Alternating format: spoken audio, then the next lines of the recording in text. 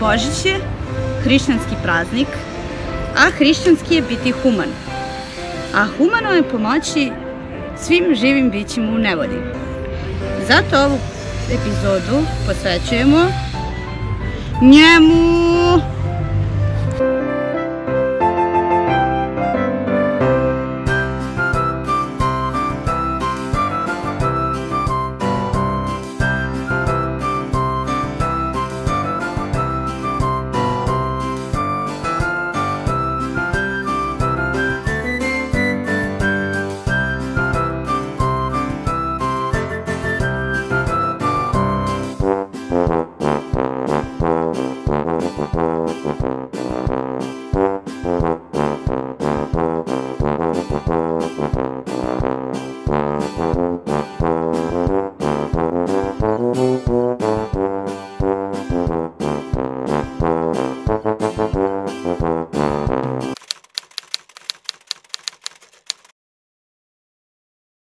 Ja sam jedan veliki ljubitelj pasa i trudim se da pomognem svima onoliko koliko mogu i koliko je to u mojoj moći.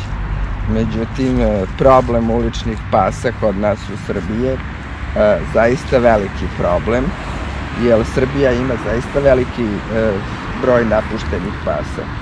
Što se tiče našeg grada Jagodine, nemam neku procenu koji je to broj, ali nešto sam jednom prilikom razgovarala sa veterinarom i znam da mi je rekao da je negde taj broj možda na oko 800 možda do 1000 pasa da ima u Jagodini. Ovoliki broj napuštenih pasa uopšte na celoj teritoriji Srbije je uglavnom posljedica neodgovornog vlasništva. Znači, imamo strahovito neodgovorne vlasnike koji izbacuju svoje pse od štenaca, kuje sa štencima, jednostavno kad mu više nije pas interesantan, on ga izbaci ga kad pas ostari, izbaci ga kad se pas razboli, onda lovci izbacuju svoje pse što nisu zadovoljni sa njihovim radom. Tako da je to uglavnom posljedica neodgovornog vlasništva, znači posljedica čoveka. Koji su vaši saveti, šta da radimo ako naiđemo na psa, nemamo mogućnosti da ga udomimo, kako dalje s tim? Vrlo teško zaista, jer ti psi se najbolje zbrinjavaju udomljavanjem, ali ima ih zaista mnogo da ne možemo sve da ih udomimo. Sad, naša država je pokušala da donese neko rešenje za to, tako što je obavezala lokalne samouprave da na svojoj teritoriji, ukoliko imaju napuštene životinje, da organizuju prihvatilište. I kod nas u gradu postoji prihvatilište? I u našem gradu je osnovano gradsko prihvatilište 2012. godine sa nekim pokušajem da se taj problem reši. Najbolji vid rešavanja tog problema je udomljavanje, međutim, nažalost, ne možemo sve da ih udomimo, niti možemo sve da ih smestimo u prihvatilište zbog neadekvatnog kapaciteta. Zbog toga je grad Jagodina 2013. doneo neki plan i program smanjenja ulične populacije pasa, gde je prihvaćena CNR metoda, to jest uhvati, steriliši, vrati. To je znači da se ulični psi uhvate, da se čipuju, da se vakcinišu i da se sterilišu i ukoliko se ne udome u roku od 30 dana, da se vrate na prvobitno stanište. To je, da vam kažem, kao ideja dobra i lepo zamišljeno. Međutim, u praksi to baš i ne funkcioniše tako kako treba. Koliko je to skupo, ovo što ste rekli, ovaj program, sterilisati, čipovati, vratiti na ulicu? Pa da vam kažem, ovako, ja koliko znam, naše prihvatilište ima ugovor sa našom veterinarskom stanicom o pružanju veterinarskih usluga. Tim ugovorom, koliko sam ja videla na tenderu, predviđena je negde pregled, klinički pregled nekih 130 pasa, baš za prošlu godinu sam gledala. Predviđeno je čipovanje vakcina i sterilizacija nekih 120 pasa, predviđeno je nekih 150.000 kao za lečenje pasa, to su neke nespecificirane usluge, pretpostavljam da je to, ako je neki pas bolestan, da mu se daje nekakva terapija, to je na nekom godišnjem nivou. I to opština je? To opština, da, to opština treba da plaća. I to je negde, koliko sam videla za prošlu godinu, nekih 983.000 dinara predviđeno da se konkretno to plati veterinarskoj stanici. Sad, da li se odradi uopšte tih 120 sterilizacija ili ne odradi, ja iskreno ne znam. Baš sam pokušala juče da nađem tender i nisam uspela da ga nađem. Znam da sam ga pre jedno 4-5 godine bila našla i da je, mislim, u odnosu na broj pasa, ta cifra nije bila dovoljna, da se ti psi bar nahrane kako treba.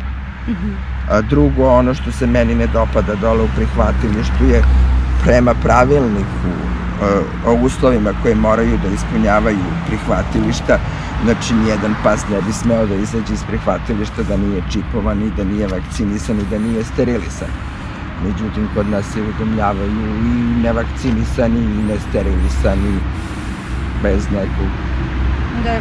Da, ne poštuje se, ni taj deo se ne poštuje.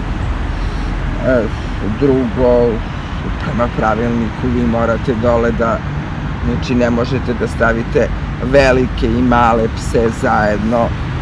Kad hranite te pse morate da vodite računa koliko je koji pas pojeo. Ja tu nisam primetila da se dole radi uopšte. Morate da odvojite kuje u teranju od mužjaka i to nisam primetila da se radi uopšte.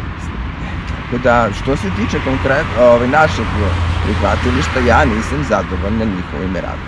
Svesna sam da mi živimo u Srbiji, svesna sam ekonomske situacije, svesna sam svega, ali opet neki minimum bi trebao da se ispuni. A da ti psi da budu bar koliko toliko zbrinuti dok su dole. Znači, ostaje nam samo društvene mreže, Ostaje nam samo društvene mreže, sami koliko možemo i šta možemo. Ako nađemo nekog psa, da pokušamo da mu pomognemo, da pokušamo sami da mu nađemo dom. Inače, od naših institucija slaba pomoć. Pravimo kućicu za kučiće.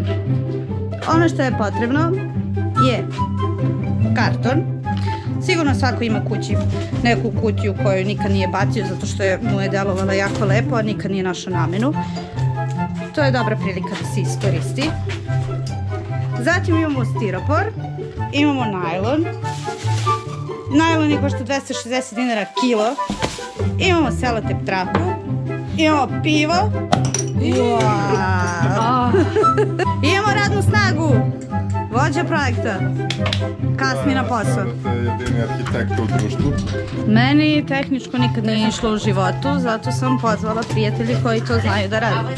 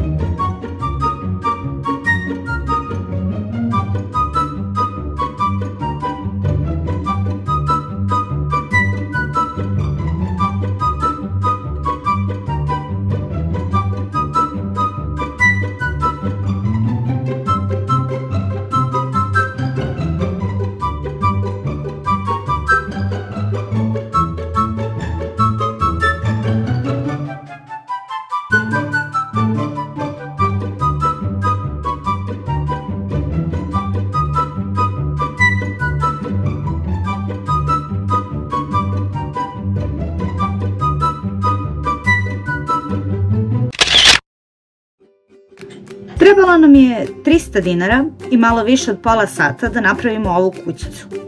Nije baš nešto lepa, ali je topla, izolovana i neprokišnjava. Sada u njoj žive 2 psa i 1 mačka. Malo je ovo što smo uradili, ali ako bih vas pozvala da svako uradi po nešto malo, možda bi ovaj svet bio lepše mesto. Ne zaboravite da nismo sami na planeti i ne, nikako nismo najbitnija vrsta. Uradite nešto lepo, pa eto makar na Božić.